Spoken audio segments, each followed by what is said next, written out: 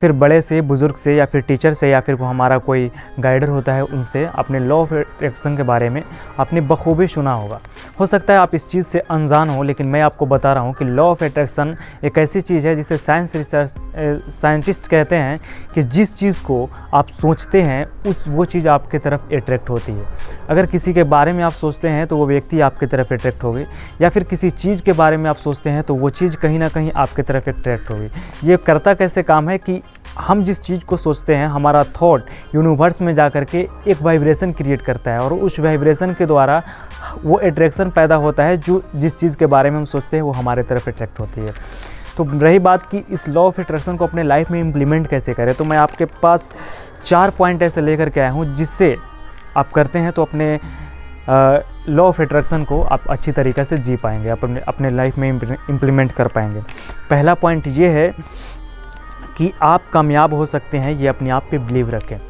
कई बार हमको अपने आप पे बिलीव नहीं रहता है कि हम जो कर रहे हैं ये कामयाब होंगे या नहीं, या फिर हमारे लाइफ में कुछ भी नहीं है, पॉकेट में रुपया भी नहीं है, 2 सिक्के भी नहीं है, फिर भी आप अपने आप पे बिलीव रखें कि आने वाले वक्त में हम ज़रूर कामयाब होंगे। दूसरा ये है कि रोज़ सुबह उसके बारे में सोचें जिसे आप पाना चाहते हैं, या फिर आपका कोई गोल हो गया, या फिर आप अपने एग्ज़ाम्स को क्रैक करना चाहते हैं, या फिर किसी के साथ रिलेशनशिप में जाना चाहते हैं, तो आप उस चीज़ के बारे में सोचें जिसे आप पाना चाहते हैं। रोज़ सुबह उठ करके 10 से 15 मिनट उस चीज़ के बारे में सोचें।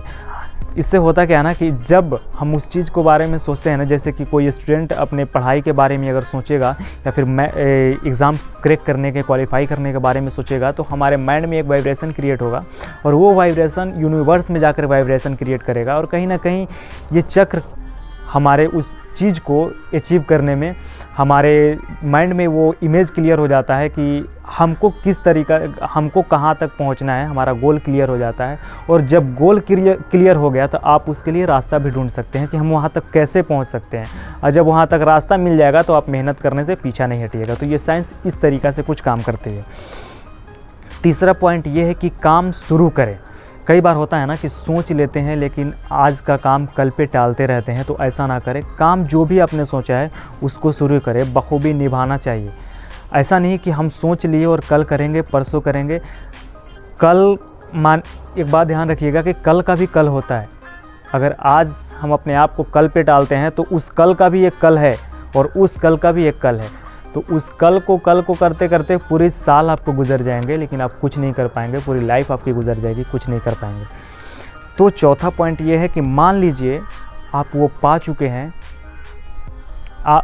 जो आप चाहते हैं, आप उस चीज़ को पा चुके हैं, हमारे पास कुछ नहीं है। थोड़ा कॉम्प्लिकेटेड है मानना कि सब कोई बोलता है कि, या फिर कोई भी बोल सकता है कि भाई हम उस चीज़ को पाए नहीं हैं और हम कैसे मान लें कि पा चुके हैं। लेकिन मानना पड़ेगा, आप अपने माइंड को इस बात को मनाना पड़ेगा।